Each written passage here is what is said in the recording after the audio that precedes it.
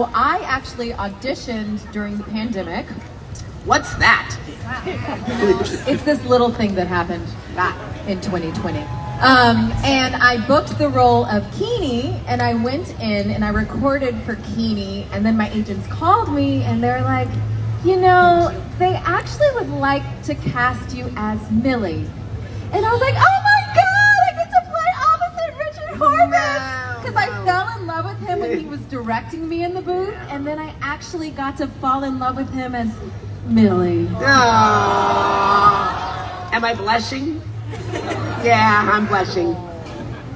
Christina, how about you? How did you get involved in this madness? Yeah, take us all the way to Bone Town. Let's go all the way to Bone Town. I'm really lucky because I was offered the part.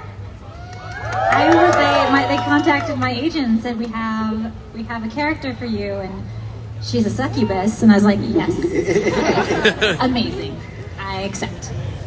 Say less. Now, Richard, we touched on it just now. You are also the voice director.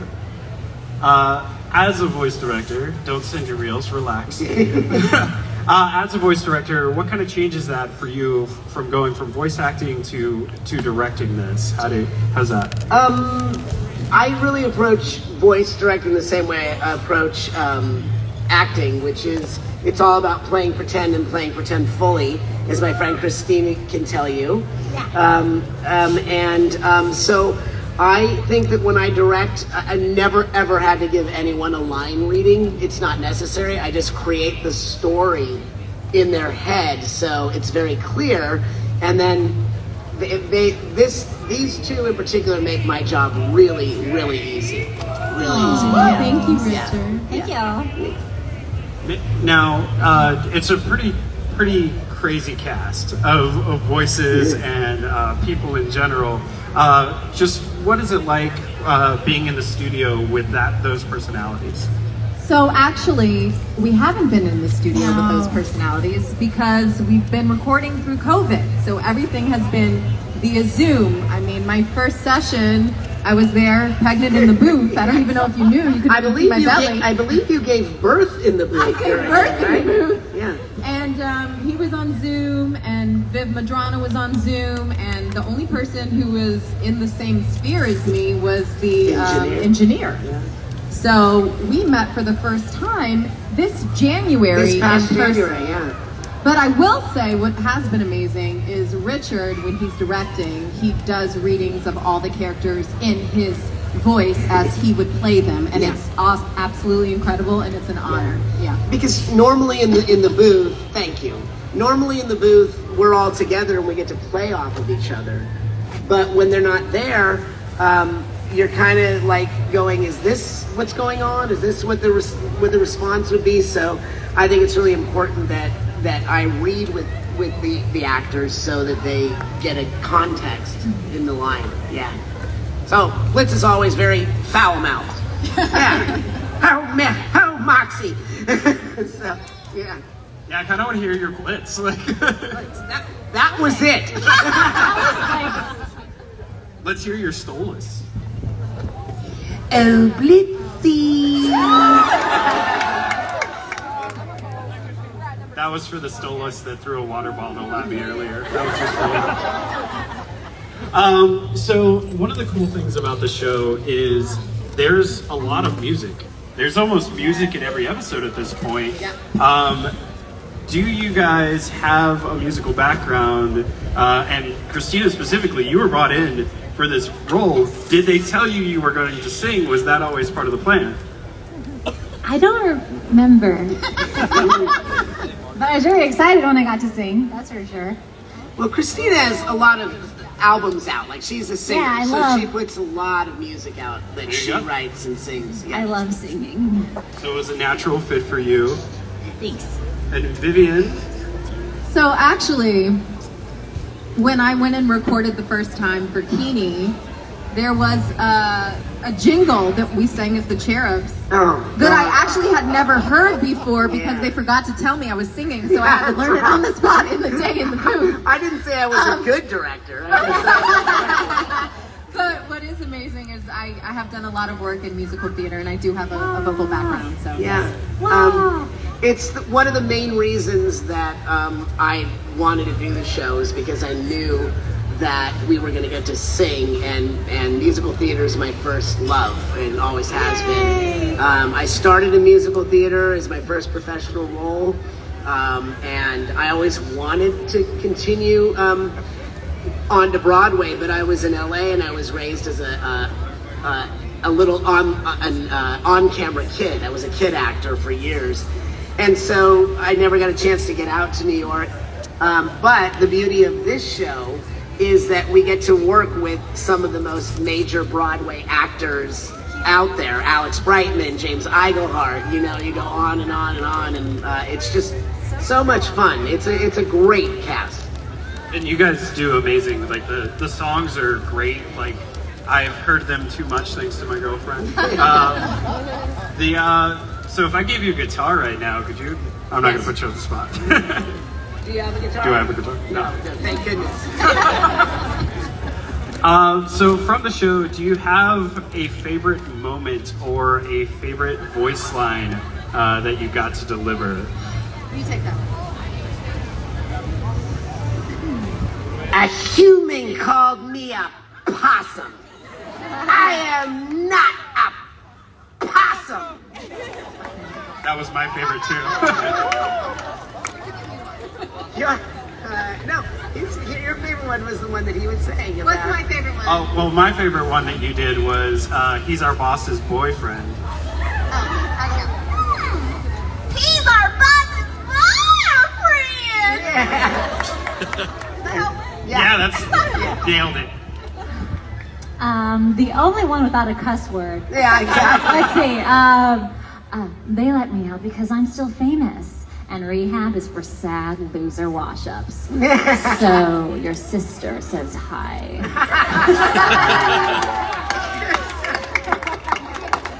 That's a real deep cut if you're into the lore. I am.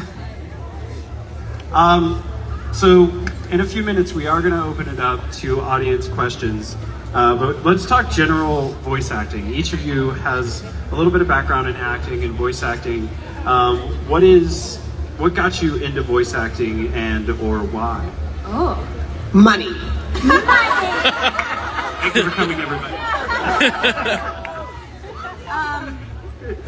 I didn't want to be typecast. And when they can't see you, they hear you. And what do I sound like? And what is the world? Millie. Oh, like Millie! That's why. That's why. That's a great answer. Yeah. Christina, Thank how you. about you? I loved Sailor Moon as a kid, and I was like, I want to be in Sailor Moon. And then it happened. Yeah. At the end. Who do you play in Sailor Moon? Sailor Mars. Oh, there's a Sailor Mars right over there. Hey! I can't see, but I'm sure you look With awesome. the red ears. Sailor Mars. Yeah. She's doing a cheerleader. Oh, so cute! Adorable! Relax. Calm down. I'm the only one who crowd surfs here. Relax. So you did it for the money? Well, yes. All right, thank you. Good rebuttal. No, I was an on-camera actor, like I said, and I had done a bunch of teen films in the 80s, and then there was this huge Writers Guild strike that just like crippled everything, and someone said, hey, you know, your agency has a voiceover department, and I didn't know anything about voiceover. I really didn't. So I was like, hey, I'd like to get into voiceover. And like, okay, well, you have to make a demo reel. And back then it was an actual reel-to-reel. And there was just a hamster on a treadmill that was like writing it down. Yeah. And then that's like I came home to roost because on my on-camera career, they would always say he doesn't sound like he looks. Yeah. They said, we expect to hear like George Clooney or Brad Pitt to come out of his voice. Oh, good. No one laughed. Nobody laughed. Yeah, that's good. Yeah, thank you. But, you know, and so I started looking at my voice as a hindrance. So I started walking around talking like Billy's dad. Now, Billy. But that wasn't me. And that's the lesson I learned was you got to be true to yourself. And I said, you know what? I'm going to turn what they perceive as a negative into a positive and, you know, voiceover has been like a godsend. People really respond to it. I think I hear more than ever anything is, oh my God, that's your real voice. So that's how I got into it. We just had a conversation backstage. It was just like, oh, you sound just like Zim. Yes. Oh. I am Zin. Zin am I. Is I Zin? Now, I listed off a few characters that you've done before. What was your first name? Was that Alpha or was that Daggett?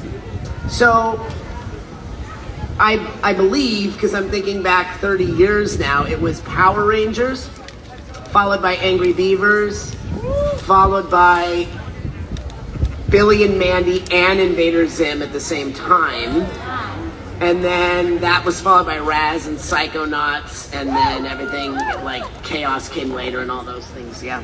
So that was probably... Nice. And Vivian, is this your first like major, or Yes. what have we done? Okay. Yes, this is my first major. I have a large background in dance, in theater, in film and television. Yeah, you've been on camera, you were Yeah. on Glee and a few other things. Yeah, and I choreograph and creative direct. I'm working with Mariah Carey right now. Mariah Carey? What, did you just drop a name? Wow! You may have heard of her, Mariah Carey. Yeah. Don't worry about it. What about you, Christina? What was your first like big voice? Oh, I don't know what my first big one was, but my current big one, Miraculous. I'm Ladybug in Miraculous. And we have a movie coming out. Yeah, I'm so excited. And I'm also Tulin in Tears of the Kingdom. Yeah. What was the question? That was it. Okay. That was the question. We got there. So Helluva Boss is a YouTube series, and it kind of goes on a different schedule than like stereotypical animation. Is there anything that you can tell us that's coming up? Or Season 4! Yeah, season 4. I can also tell you that we just dropped episode 4 of season 2, and what I can tell you is the next episode is episode 5. How many episodes in the season? 400. No. 9, 12? No, I think 9. Yeah, I think 9. Yeah, I don't 9. know, because we're on season 3 now, so we can't Season remember. 3. Yeah. New York City. No one remembers that. I remember that. That's a Pace Picante commercial from 1941. New York City? So, do we know when the next episode is coming out? Yes, when it shows up on YouTube. I had to ask that one before everybody else did, so just getting it out. Now we're going to open it up to audience questions. Raise your hand if you have a question, and I will walk around, and you had your hand up first?